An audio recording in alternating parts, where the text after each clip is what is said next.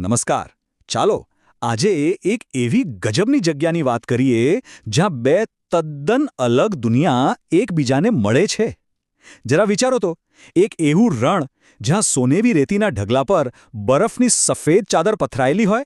હા, આપણે વાત કરી રહ્યા છીએ બરફ અને રેતીના એક અનોખા મિલનની. પણ એક મિનિટ, રણમાં બરફ? આ સાંભળીને જ મનમાં સવાલ થાય, ખરું ને? રણ એટલે તો સળગતી ગરમી અને સૂકી ભટ્ટ જમીન. તો પછી આવું કેવી રીતે બની શકે? ચાલો આજે આ જ રહસ્યમય સવાલનો જવાબ શોધીએ.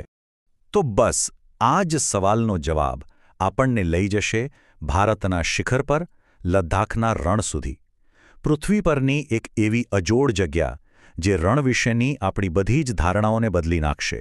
આજે આપણે એ સમજીશું કે આ અદ્ભુત ધરતી પર રેતીના ઢૂવા અને બરફથી છવાયેલા પર્વતો એક જ ફ્રેમમાં કેવી રીતે સમાઈ શકે છે. આ જ દ્રશ્ય તેને ખરેખર અસાધારણ બનાવે છે. સૌથી પહેલાં તો એ જાણવું પડે કે પૃથ્વીના નકશા પર આ અજાયબી આખરે છે ક્યાં? આ અનોખું રણ આવેલું છે આપણા દેશમાં, છેક ઉત્તર ભારતમાં, લદ્દાખ ક્ષેત્રમાં. હિમાલયની ઊંચી પર્વતમાળાઓની ગોદમાં, ખાસ કરીને નુબ્રા ખીણમાં.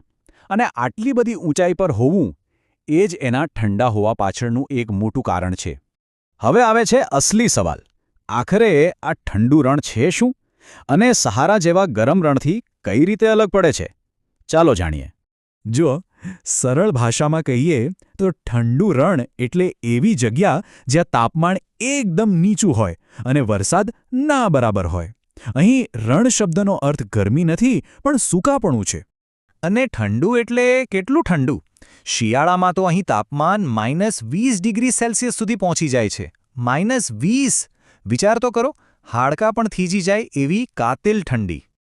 તો આ ઠંડા રણ પાછળ બે મુખ્ય કારણો છે. પહેલું, હિમાલયના ઊંચા પહાડો વરસાદી વાદળોને રોકી લે છે, એટલે વરસાદ ત્યાં સુધી પહોંચતો જ નથી. અને બીજું, જે થોડો ઘણો ભેજ પહોંચે પણ ખરો, એ ઠંડીના કારણે વરસાદ બનીને નહીં પણ બરફ બનીને નીચે પડે છે. બસ આ જ છે એનું રહસ્ય. અને આના કારણે જે નજારો બને છે ને, એ ખરેખર જોવા જેવો હોય છે.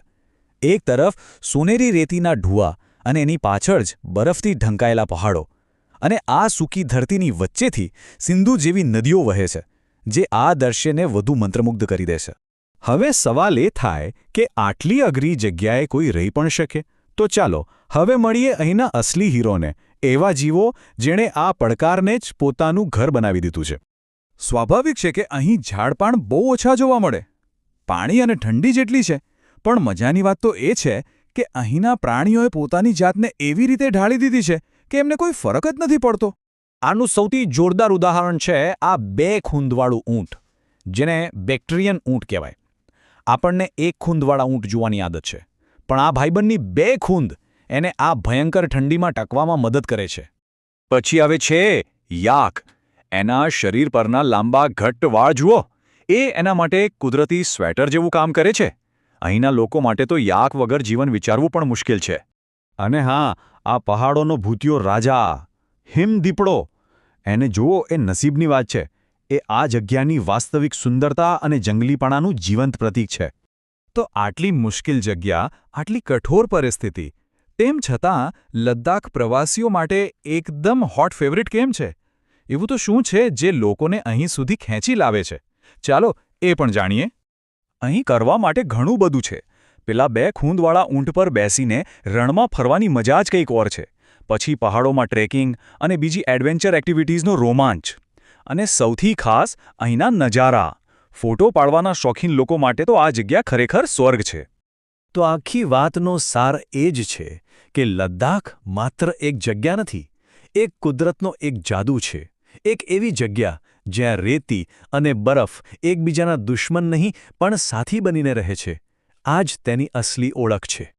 આ બધું જોઈને એક વિચાર જરૂર આવે છે કે જો કુદરત રેતી અને બરફ જેવી 2 તદ્દન અલગ વસ્તુઓને આટલી સુંદર રીતે સાથે લાવી શકતી હોય, તો પછી આ દુનિયામાં બીજું